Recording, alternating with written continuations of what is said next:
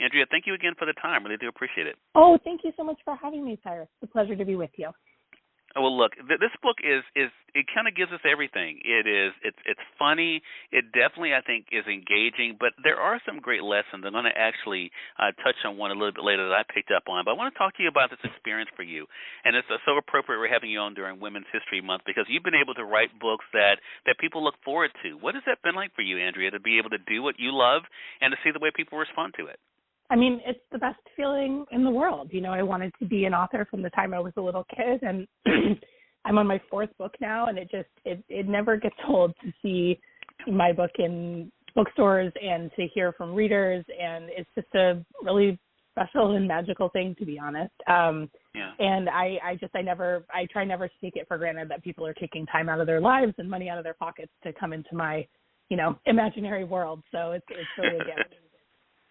Well, to that point, Andrea, I think that is what makes you so good at this because, as you said, they're coming into your world, but I think the thing that I'm sure you've heard, because I think we see it in the newest book, is that they see a bit of themselves in it. Is that part of the connection you do see readers having to your books?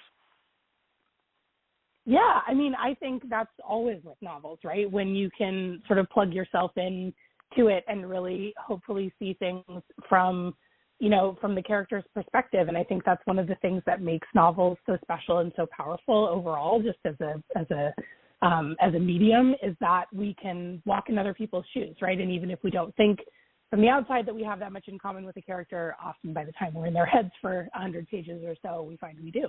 So yeah, right. that's what you hope for. You hope to connect with people.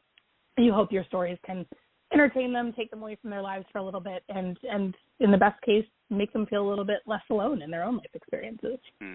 Love that. You said that this is something you've always wanted to do. For this particular book, Women Are the Fiercest Creatures, what was kind of the seed for you? What is it that kind of made you say this is a story you want to tell? Well, I started this book actually when I was pregnant with my oldest child, my daughter, who's 4.5 now. So that really, having kids really makes you realize time is going by. But I started it when I was pregnant with her, and I actually finished it when I was pregnant with my son, who's 8 months old right now. So motherhood was really like the bookends of the writing experience, and a big part of it's inspiration too. I think that was, I started off with the character of Sam.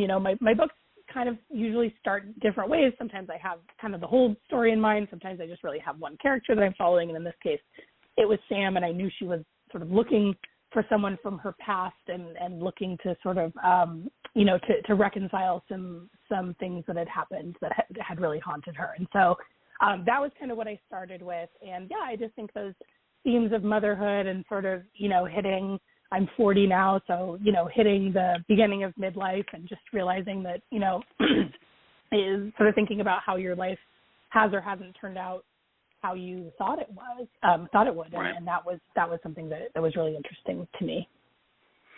I'm so glad you brought up Sam, because that is actually the one of the characters I wanted to talk to you about, Andrea, that I picked up on. And there was a great conversation you have in the book between Sam and Aaron. And I love the fact that Aaron is a character, especially in this particular instance that I'm about to reference, that really, I think, is a reminder that so many people want and need, particularly women, I think, today, because there is, I think, a lot of times, unfortunately, our women are made to feel as though, what they cannot do. I love the fact that Aaron is able to remind Sam of what she can do, and I'll talk around it, but you'll know what I'm talking about. And where she gives her this advice, Aaron says to her, as much as I love your particular fitness blend, it's you that makes it special. You make your studio special.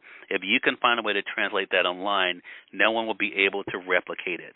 I love the fact of Aaron trying to encourage Sam to realize the gift that she is. I want to talk about that for you. What has that been like for you to do, Andrea, to recognize your gift, but then to be able to share that advice with a character like Sam? Oh, gosh. Oh, I love that.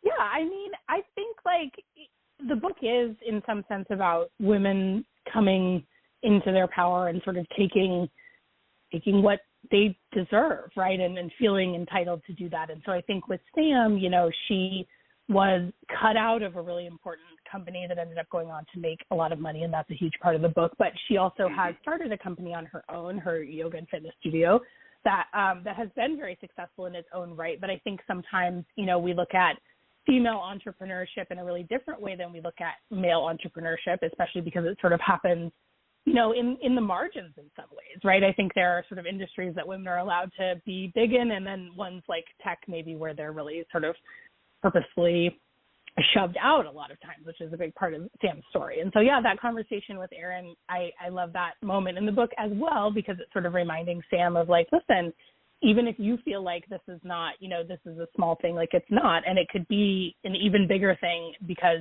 you're the one that makes this special and it needs you. And so, I think that's sort of about the smallness versus the bigness. And just about sort of the impact. And I think, as far as like how that relates to me, I don't know that I've thought a lot consciously about that. But I think like most people, I'm just trying to figure out how I can sort of do the best with what I've been given and make the best impact I can on the world. I guess that sounds a little cheesy, but there it is. It's earnest.